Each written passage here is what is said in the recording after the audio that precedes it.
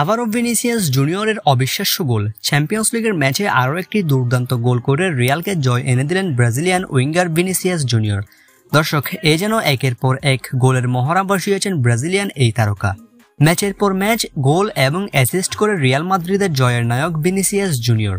গত কিছু ম্যাচ ইনজুরির কারণে রিয়াল মাদ্রিদের হয়ে মাঠে নামতে পারেনি ভিনিসিয়াস জুনিয়র। এরপর গতকাল ইনজুরি কাটিয়ে সম্পূর্ণ ফিট না হয়েও আটালান্টার বিপক্ষে মাঠে নেমেছেন ব্রাজিলিয়ান এই সুপারস্টার, যেখানে কিনা আটালান্টাকে রিয়াল মাদ্রিদ পরাজিত করেছে 3-2 গোলের ব্যবধানে এবং রিয়ালের হয়ে দুর্দান্ত একটি গোল করেছেন ব্রাজিলিয়ান তারকা ভিনিসিয়াস জুনিয়র।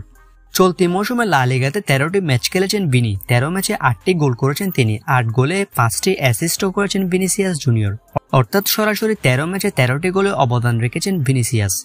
অন্যদিকে উয়েফা চ্যাম্পিয়ন্স লিগে ভিনিসিয়াস জুনিয়র ম্যাচ খেলেছে মোট 5টি। 5 ম্যাচে 5টি গোল এবং 1টি অ্যাসিস্ট করেছেন তিনি। 5 ম্যাচে সরাসরি 6 গোলে অবদান রেখেছেন ব্রাজিলিয়ান এই তারকা। রীতিমতো ক্লাবের হয়ে দুর্দান্ত পারফরমেন্স করেছেন ভিনিসিয়াস জুনিয়র। এবার আসন্ন বিশ্বকাপ বাছাই পর্বের ম্যাচগুলোতে ব্রাজিলের হয়ে দুর্দান্ত পারফরমেন্স করতে পারলেই 2025 সালের ব্যালন ডিওর জিতবেন ভিনিসিয়াস জুনিয়র, এমনটাই মনে করছেন ফুটবল বোদ্ধারা।